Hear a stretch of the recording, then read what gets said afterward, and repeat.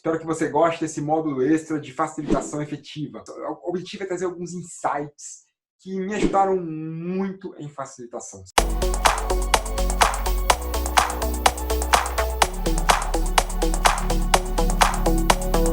Ao longo do tempo, tenho percebido que cada vez mais o facilitador tem um objetivo diferente, muito diferente do que tinha antes. O conhecimento, muitas vezes, está distribuído dentro da equipe e não com você. E saber dosar as coisas para ter uma boa facilitação, saber balancear, calibrar nossas habilidades na hora de facilitar, significa muitas vezes tirar uma solução excelente que estava ali dentro da equipe o tempo todo, mas se a gente não tiver essa clareza, a gente pode influenciar tanto que a solução fica lá quietinha e ela não emerge. Como fazer soluções emergir a partir do comportamento, a partir de calibrar algumas coisas importantes na facilitação. É isso que a gente vai falar, espero que seja tão útil para vocês quanto foi para mim. O nosso módulo extra, então, do curso, é o módulo de facilitação. E para poder falar de facilitação, eu trouxe umas ferramentas que muitas vezes não têm nada a ver com isso diretamente, mas me pareceram tão ricas que eu consegui estabelecer uma conexão que fez absolutamente todo sentido. Não são muito comuns de serem vistos aqui, mas acho que vocês vão gostar e talvez para algumas pessoas seja novidade. Eu vou trazer duas coisas importantes para a gente conectar com a facilitação. O que eu chamo de janela do conhecimento e a janela de Johari. Vamos falar delas daqui a pouquinho. Primeiro, só fazendo um ajuste conceitual, qual é a diferença entre facilitar e ensinar? A facilitação, ela parte de uma premissa diferente do ensino. Dá uma olhadinha aqui nesse desenho, a diferença entre ambas. A facilitação parte da premissa que o conhecimento está distribuído e que o seu papel não é passar o conhecimento para as pessoas. O seu papel é extrair o conhecimento das pessoas, conectando com outros conhecimentos. Olha as setinhas de ida e volta. O teu papel aqui não é jogar o conhecimento de você para eles. Você não tem conhecimento em relação a eles. O teu conhecimento só soma. Ele não é diferencial, entende? O conhecimento está na rede. Então, conexões, a rede é mais importante do que qualquer coisa. Para uma boa facilitação, eu preciso manter uma boa rede. Uma rede funcionando, conectar as pessoas, tanto em relação à comunicação, quanto em relação à forma de interagir, a proximidade, a energia da facilitação. Tudo isso faz toda a diferença para obter isso aqui, ó, uma rede. Já no ensino, eu tenho uma abordagem diferente. O que se espera de um professor é diferente do que se espera de um facilitador ou facilitadora. Aqui eu tenho alguém que transmite unilateralmente o conhecimento. Então, quando se vai numa escola, por exemplo, o que se busca é isso, que a pessoa que está ali na frente transmita o conhecimento dela para as outras pessoas. A facilitação não trabalha com esse modelo, ela trabalha com um modelo em rede. Isso é muito importante, porque já começa a deixar claro o que não fazer. Para uma facilitação efetiva, eu preciso ter algumas coisas funcionando. Diferentemente de uma aula, uma boa facilitação requer que você tenha um determinado equilíbrio entre o resultado daquela oficina, o que é que se espera com aquela oficina, qual é o resultado que nós queremos, por que estamos fazendo isso. Se for, por exemplo, uma oficina de ideação, estou criando uma ideia que eu vou implementar usando o Lean Startup. O resultado daquilo ali é uma ou mais ideias. Está claro que a gente tem que ter ali. Qual o formato? Vem num Canvas? Vem num protótipo? Vem no PowerPoint? Como é o formato? Então, eu tenho clareza do resultado que eu espero dessas ideias.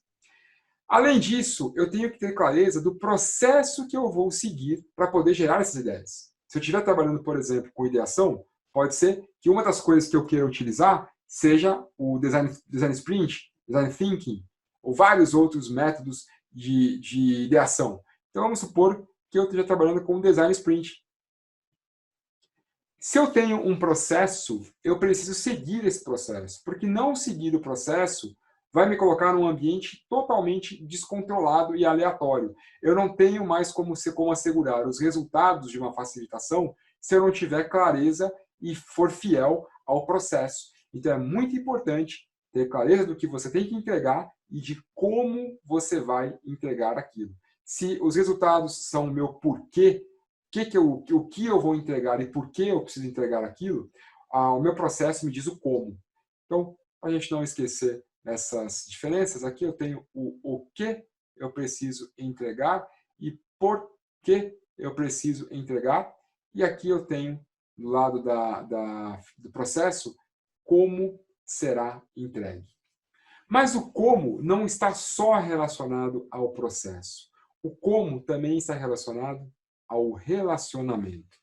Uma boa facilitação também tem que prezar por um bom relacionamento. Afinal, se as pessoas não estiverem conectadas com um bom relacionamento, elas não estarão conectadas com mais nada.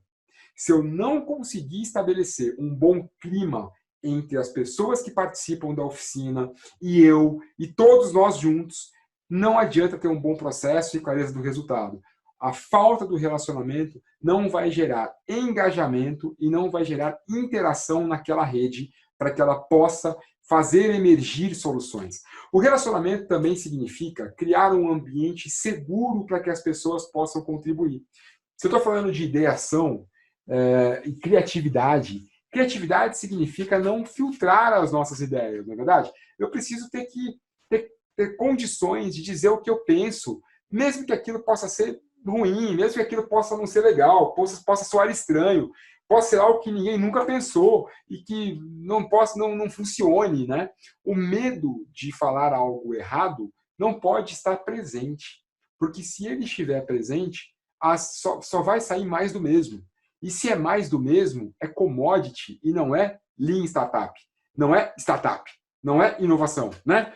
Então, para não sair mais do mesmo, eu preciso criar um ambiente seguro para que as pessoas tenham total conforto em dizer o que pensam, ainda que não seja algo que vai ser aproveitado. E por isso ter respeito pelas opiniões, ter espaço, abertura, não julgar. Isso, muitas vezes, para uma facilitação, é necessário a gente colocar como premissa, como base, como acordos para começar o dia. Se eu não balancear resultado, processo e relacionamento, eu não terei uma facilitação efetiva.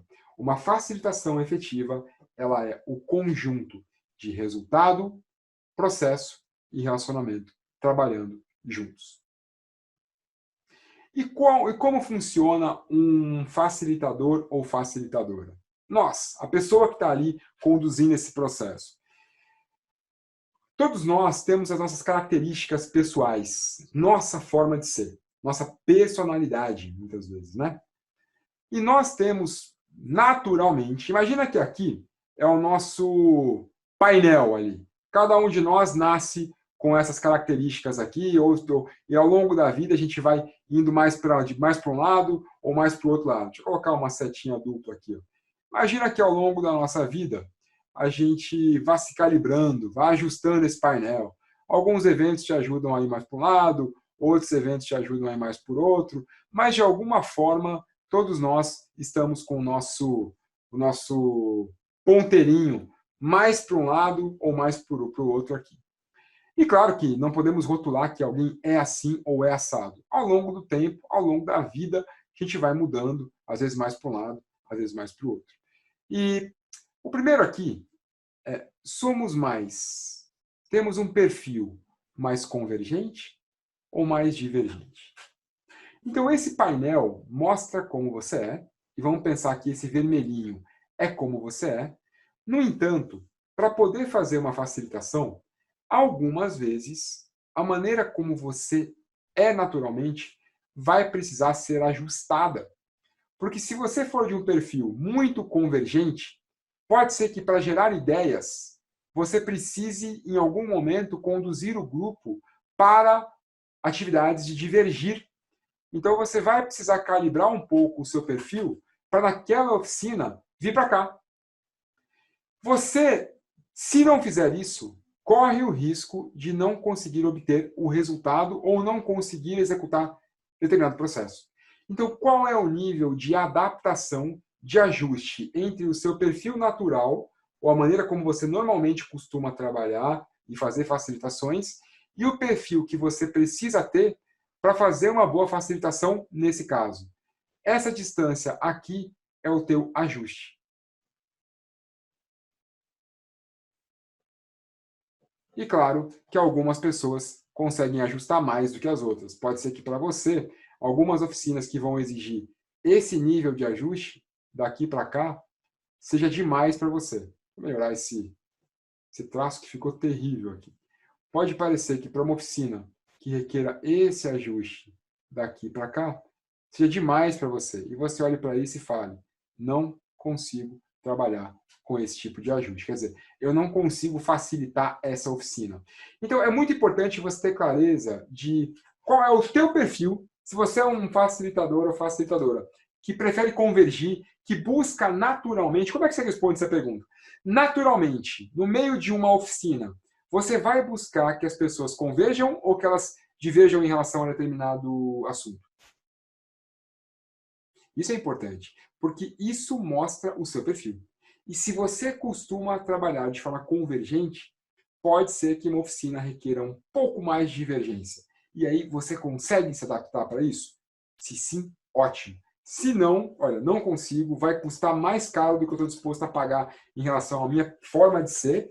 Aí vem uma outra decisão. Vou buscar me desenvolver para poder aumentar esse nível de tolerância, esse nível de ajuste. Ah, poxa vida, agora eu só consigo me ajustar até aqui, vou fazer um outro curso para poder ganhar e conseguir me ajustar até aqui, aprender melhor a lidar com isso. Pode ser. Outra coisa importante é quem é você na facilitação. Você foi contratado ou contratada por ser especialista no processo? Falamos como exemplo Design Sprint.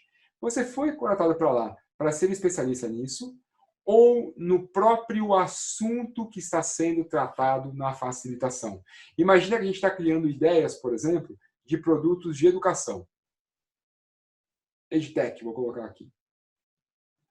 Você foi selecionado para esse processo porque você é bom ou boa em Design Sprint ou porque é uma referência em educação? É importante você saber, porque isso vai calibrar o que é que esperam de você na oficina. Às vezes me chamam para uma oficina de facilitar, por exemplo, o levantamento de algumas ideias de inovação. Se eu for para lá para aplicar um método e não der a minha contribuição no próprio processo, as pessoas podem ficar frustradas. Falar, poxa vida, eu chamei aqui o Gino porque é um especialista também em inovação e ele não opinou em absolutamente nada. Então, o que você tem que ter de clareza é por que você está naquela oficina. Se você domina mais o assunto ou mais o processo.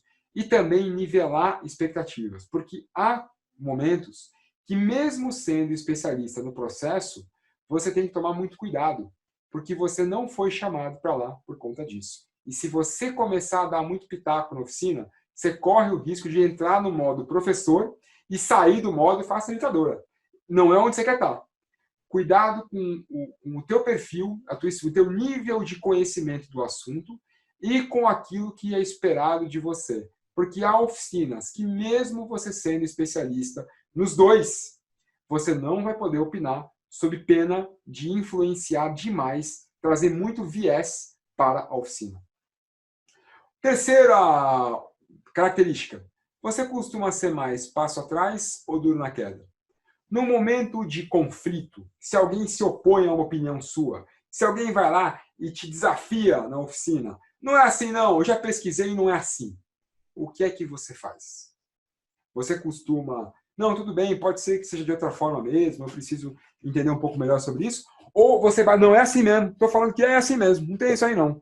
Onde que você costuma se posicionar mais? E agora a segunda pergunta. Onde você deve se posicionar? Nós temos que tomar muito cuidado com isso, porque ser duro na queda representa, muitas vezes, ter que contrariar a opinião ou a vontade de um grupo. E quando uma facilitação requer uma abordagem do tipo duro na queda?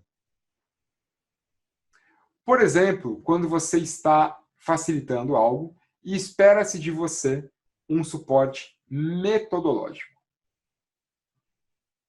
O duro na queda para método, na minha visão, é bastante importante.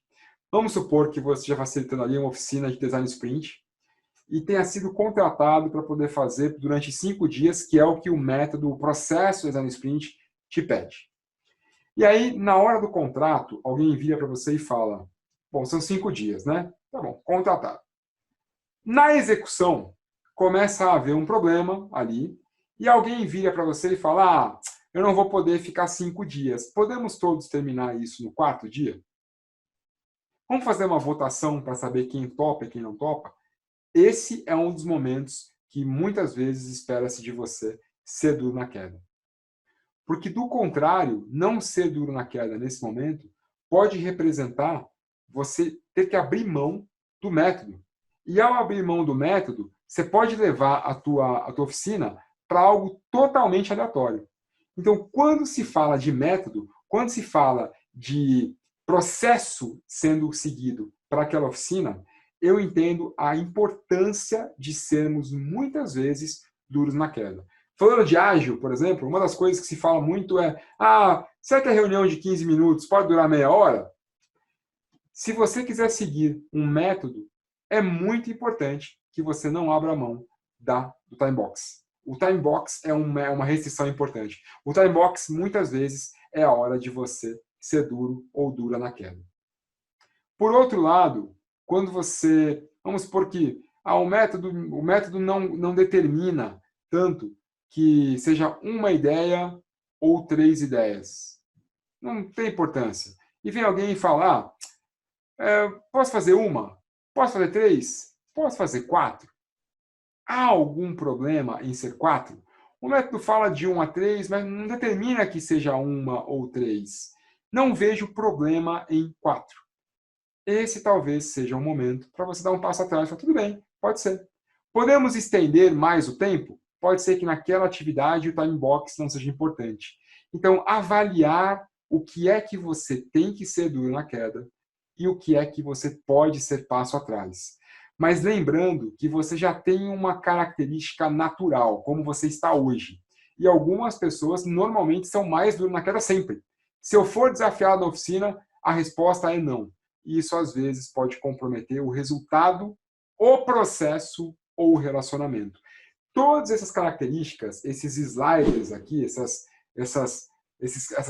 ferramentas de calibragem que a gente está vendo agora, elas, se não forem bem aplicadas, podem comprometer o resultado, o processo ou o relacionamento. Algumas, na maior parte das vezes, vão comprometer o relacionamento.